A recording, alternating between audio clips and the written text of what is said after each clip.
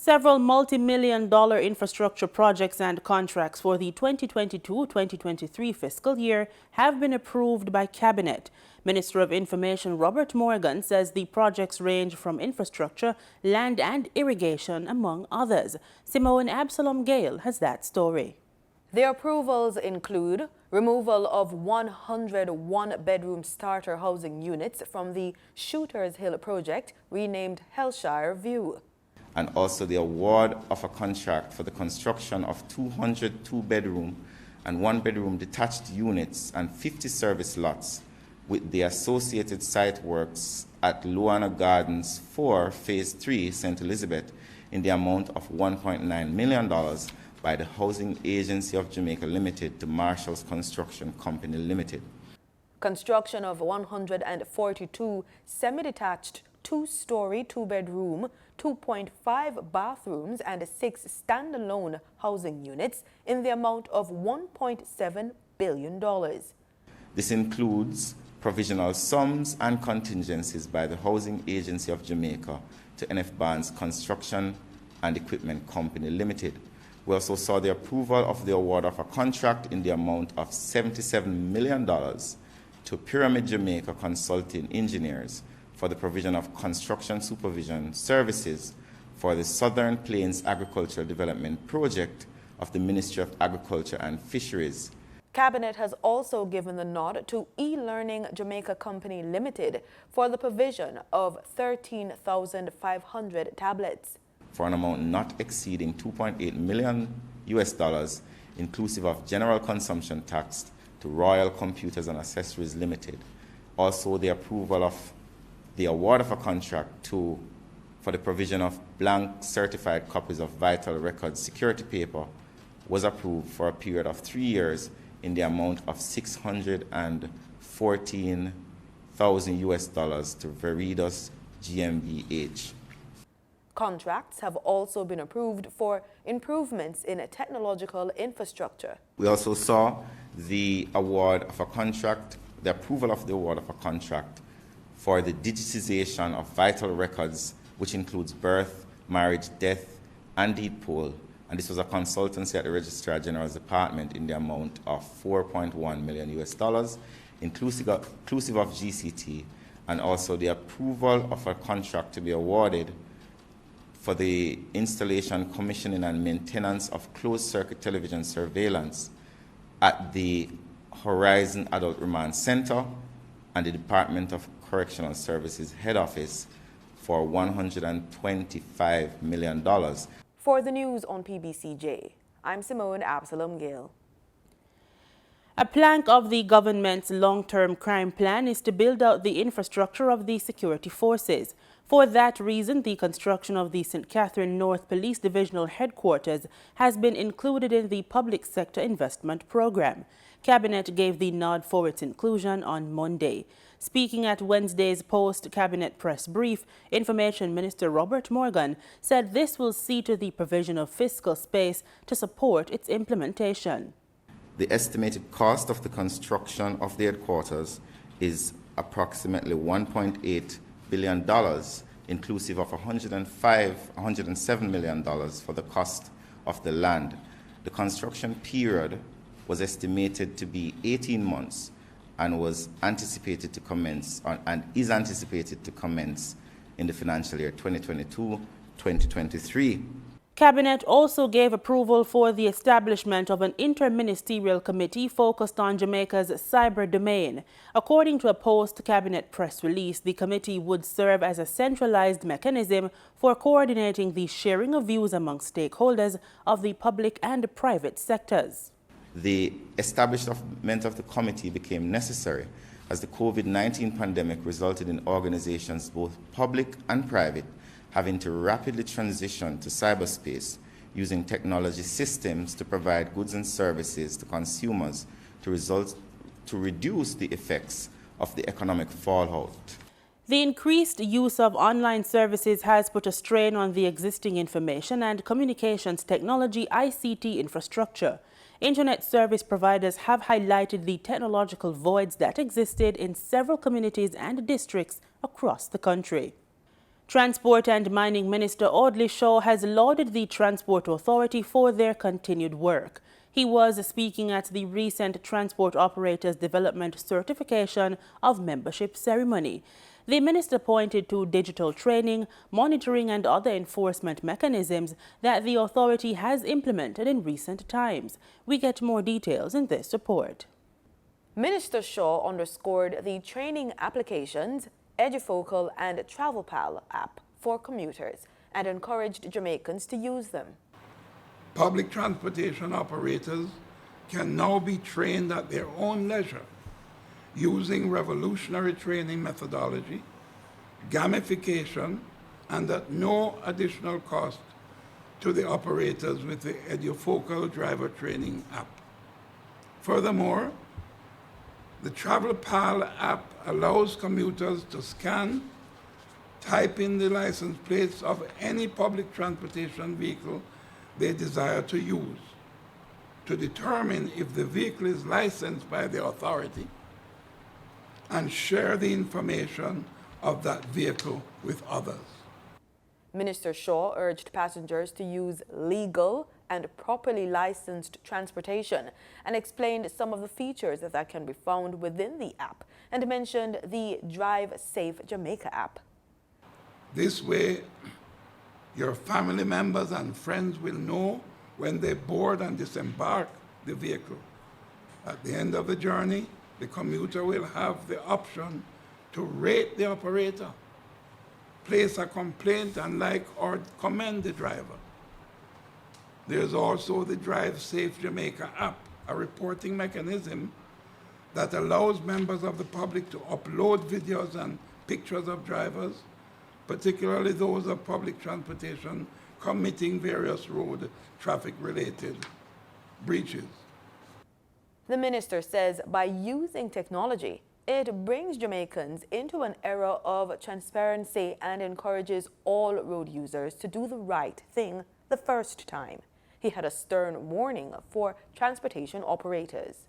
These systems are being used to establish a pattern of recalcitrant behavior among PPV operators and will inform creation of targeted road operations and ultimately the revocation or suspension of the road licenses for repeat offenders.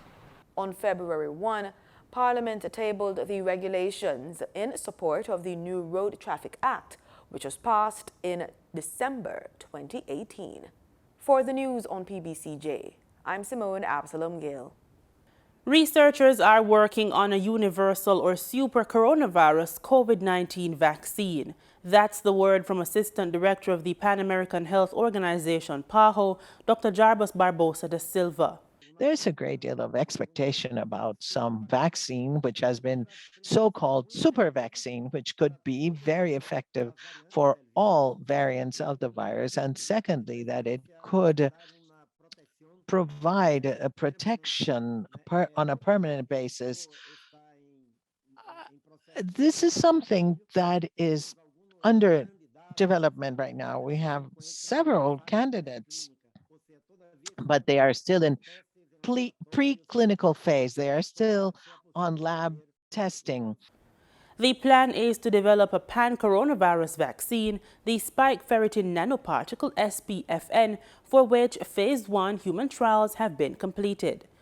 Dr. Barbosa urges the continued use of vaccines and other safety measures now available while the super vaccine is being developed. So while we're waiting for a super vaccine in 2-3 years, let us use well the vaccines that we have available, because they can reduce serious cases, they can reduce deaths.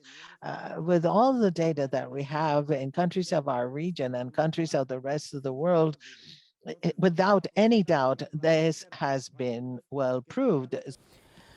Prime Minister Andrew Holness, Opposition Leader Mark Golding, Culture and Entertainment Minister Olivia Grange and reggae legend Marcia Griffiths were among a selection of delegates at the private viewing of the Rita Marley Mystic of a Queen exhibition on Bob Marley's 77th birthday on February 6. The exhibition honors Dr. Rita Marley, also known as Rita or Nana by her family, for her many contributions to the world of culture, entertainment and business. The exhibition, spearheaded by Cedella Marley with support from members of the Marley family, was curated by Barrett S. Macaulay and provides greater insight into the many facets of the Marley family's matriarch's work as a businesswoman, philanthropist and, of course, recording artist. Mr. M. Anthony Shaw has been appointed the Managing Director of the Development Bank of Jamaica Limited, effective April 1, 2022. Mr. Shaw will replace Mr. Milverton Reynolds, the DBJ's current Managing Director, who will retire on March 31, 2022.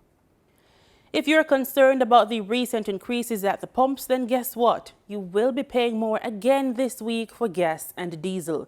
We give you the markups and fill in other market updates in this edition of the Business Report.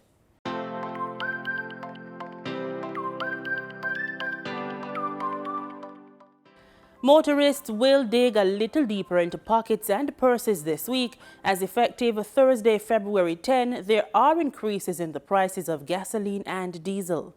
According to the latest ex-refinery costs from Petrojam, 87 and 90 octane gasoline are both up by $3.06 this week and will be sold for $177.84 and $182.85 per liter. Automotive diesel fuel saw a $4.50 price hike and will be sold for $179.16 per liter. Ultra-low sulfur diesel saw a $3.06 increase and will be sold for $183.66 per liter. Meanwhile, kerosene increased in price by $3.06 and will be sold for $153.76 per liter. Propane liquid petroleum will be sold for $76.60 per liter, following a 41-cent increase. Butane liquid petroleum registered a 25-cent decrease and will be sold for $86.14 per liter. Be on the lookout for price changes as marketing companies and retailers will add their markup to these prices. In foreign exchange trading for Wednesday, February 9, the US dollar sold for an average $157.90. The Canadian dollar ended trading at $124.62. The pound sterling traded for $213.35, and the euro sold for an average $182.37. In Wednesday's trading session, the following reflect the movement of the JSE indices. The JSE index declined by 3,555 points to close at over 300,000 units. The junior market index declined by 5 points to close at over 4,000 units. The combined market index declined by 3,377 points to close at just over 400,000 units, and the All-Jamaican Composite Index declined by 3,410 points to close at over 400,000 units. Overall market activity resulted from trading in 102 stocks, of which 38 advanced, 50 declined, and 14 traded firm. Stocks advanced for 138 Student Living Jamaica Limited, Access Financial Services Limited, and Caribbean Cement Company Limited. Stocks declined for AMG Packaging and Paper Company Limited, Berger Paints Jamaica Limited, and Blue Power Group Limited. Trading firm were 138 Student Living Jamaica Variable Preference, 1834 Investments Limited, and AMG Packaging and Paper Company Limited. QWI Investments Limited was the volume leader with over 4.7 million units, followed by Wigton Wind Farm Limited ordinary shares with over 4.5 million units, and Future Energy Source Company Limited ordinary shares with over 2.9 million units. In market data for oil, prices rose on Thursday after rallying on an unexpected drop in U.S. crude inventories in the previous sessions, as investors awaited the outcome of a U.S.-Iran nuclear talk that could add crude supplies quickly to global markets. Brent crude futures rose 65 cents or 0.7% to $92.20 a barrel. West Texas Intermediate crude was at $90.64 a barrel, up 98 cents or 1.1%. Robust demand recovery from the coronavirus pandemic has kept global oil supplies snug, with investors at key fuel hubs globally hovering at multi-year lows.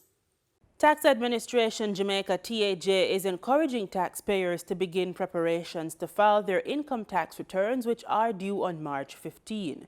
In a release, TAJ reminded income tax filers that they are required to file their annual income tax return for the year 2021 and to declare their estimated income tax and tax payable for the year 2022 online.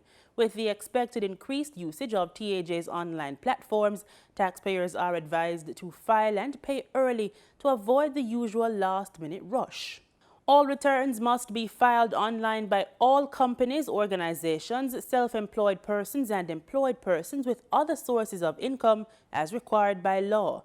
Filing must be done using the administration's online tax portal at jamaicatax.gov.jm.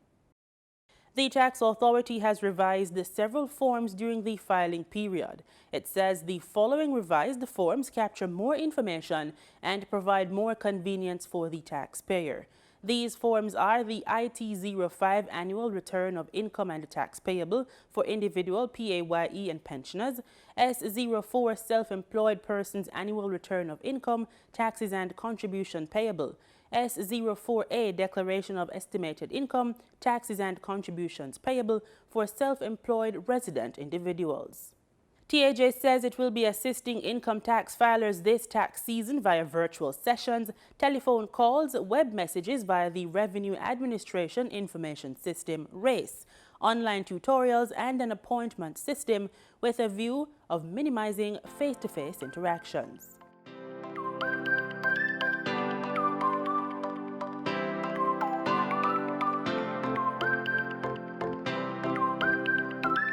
In regional news, Trinidad and Tobago may soon receive another 150,000 Pfizer vaccines as the current stock of 286,000 will expire by month end. The country's health minister recently pleaded for residents to get vaccinated. More from TTT Live. Health Minister Terence Yalsing says the first of 2 tranches is expected to arrive before the end of February. He says this comes after talks with U.S. officials and notes that there is no cost attached to the newly sourced vaccines. We have sourced another 150,000 doses of Pfizer that will come in 2 tranches of 75,000 doses each CMO. The first tranche will hopefully arrive before the end of February, so we continue our Pfizer vaccination thrust. As for the remaining 286,000 doses, the minister is urging especially school children who have not gotten vaccinated to do so before it expires. Authorities that donate these doses look at us very carefully to make sure we are not wasting doses.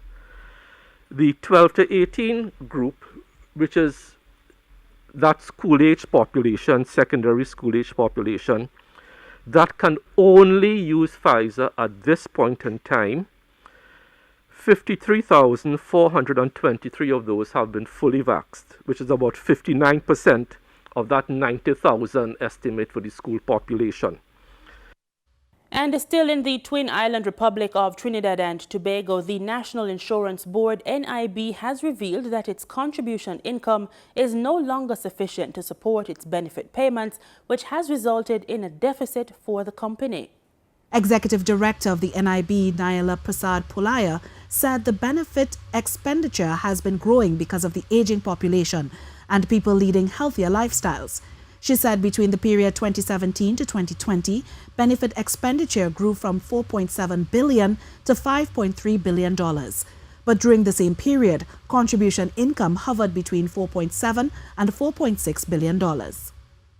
And investment income combined was insufficient to support benefit expenditure and administrative expenditure. And as a result, we have had to use not only investment income, but we've had to use some of our cash and cash equivalents to support the deficit. Mrs. Prasad Pulaya said the trend is expected to continue into the future. While the fund is sustainable, she said urgent reform is needed. 1, a gradual increase in the retirement age from age 60 to age 65 over a period of time. 2, The adjustment of the contribution rate, which right now stands at 13.2%. The recommendation was that it moved gradually from 13.2 to 14.4, 15.6, and then at 16%. Over time, of course. Mrs. Prasad Pulaya said another suggestion is to freeze the minimum pension until it becomes relevant. She revealed that NIB met with the Ministry of Finance on the matter. We now turn to St. Lucia, where Prime Minister Philip J. Plea continues to urge the public to consume local foods and decrease import-related inflationary price hikes. Plea was asked about the government's plans to cushion the blow and the increase in the cost of foods. Gina Felipe tells us more. The government can amend VAT or duties on imported items to help cushion price hikes. However, Prime Minister Philip J. Plea says this move may come at a cost to government. The public has witnessed a spike in goods at the supermarket and retail stores amid the COVID-19 pandemic. Pandemic-related supply chain disruptions and increased inflation are being blamed for the increase in prices. The UN's benchmark food and commodity prices index rose sharply on average through 2021 compared with 2019. For 2021 as a whole, averaging across the entire year, the FAO Food Price Index averaged 125.7 points, as much as 28.1% above the previous year. Plea says while the government can implement initiatives to help lower prices, this may hurt its revenue. We can adjust or amend the duties and the VAT paid on these items in St. Lucia. But that means that you have to weigh the circumstances. You have to weigh the consequences. That will cause a drop in revenue. What the government has to do is we have to do what is called a cost-benefit analysis and see whether if we lose that revenue, it will not have an effect on the economy, on the quality of life of the people of St. Lucia. Because the only way we get revenue is from import duties, from VAT, and from taxes. It's the only way we can collect any revenue, or loans. So that's what we have to do. So the idea of the people saying that we can do something about the cost of goods, that really is a fallacy. It almost doesn't make any sense because these goods are imported. Plea reminds the public that the prices of imported items are out of the government's hands. The high prices of food, basically foods that are imported, we have absolutely no control over it. We have no control over it because it is what we call imported inflation. These prices come from goods that are brought out of the country, and the increases are due to circumstances out of the country. Circumstances due to COVID, circumstances due to problems with the supply chain. So we have absolutely no control over these prices when they're imported. Despite a contraction in tourism activity in 2020, according to the Social and Economic Review, St. Lucia's food import bill was still $330 million. So amid the health crisis, how can the public reduce imported inflation? The Prime Minister once again made an impassioned plea to consume homegrown items. What we can do is we can use what goods that we produce in St. Lucia. We can improve our food security by consuming locally produced foods. And even that may have an issue because in terms of if you have to buy fertilizer, etc., the price of these things are getting higher. And this is when I made a point about consuming our local food. And I used the point that we could use our bananas. I was ridiculed by people who basically should know better, but I guess it's political. So the answer is very simple. The government has to weigh as to the consequences of getting a loss of revenue vis-a-vis the cost of imported goods. Or secondly, we have to see if we can consume more of our local stuff, grow more of our food, buy more from our local manufacturers to see if we can avoid that level of imported inflation.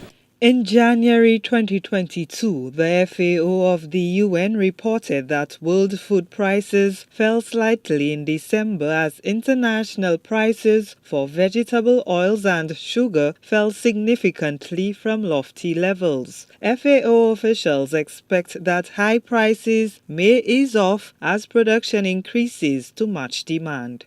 Gina Filippi, HTS News Force.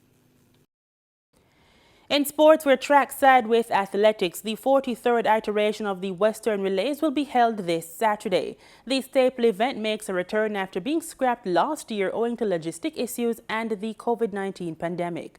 This year, the Sports Development Foundation, SDF, injected $2 million into the relays, and this sponsorship gave the meet some much-needed legs. I am part of a process that is in progress.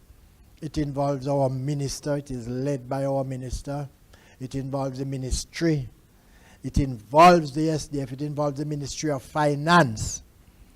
And even tomorrow, I have been called to a meeting at which, and I am no great cricketer either, but I will have to participate in a little bit of an innings, which includes some batting. It's a process. And we hope that within the not too distant future, we will see the return of the track and the return of the Western Relays to the West. At Tuesday's media launch in Montego Bay, meet organizer Ray Harvey outlined the shape that this year's staging will take. Adjustments had to be made to accommodate COVID-19 health protocols. The COVID protocol requires that we have a reduced number of competitors. So we will not be having several of our usual events. The 3,000 meters, the 1,500 meters, the 800 meters, the prep and primary races, hurdles, long jump, high jump, along with the 4x200 relays are not on the schedule. The 4x8 has recently been added to the schedule. The time between our races has been increased so that the sanitizing and spacing requirements can be met. Another of the conditions of meet approval from ODPM is that no spectators are allowed. This is disappointing, but we recognize the importance of safety first, where COVID is concerned. The patron of this year's relay is Leroy Cook. He was instrumental in introducing electronic timing at the relays back in 1998. And that's our package. You've just watched the news on PBCJ, the People's Station.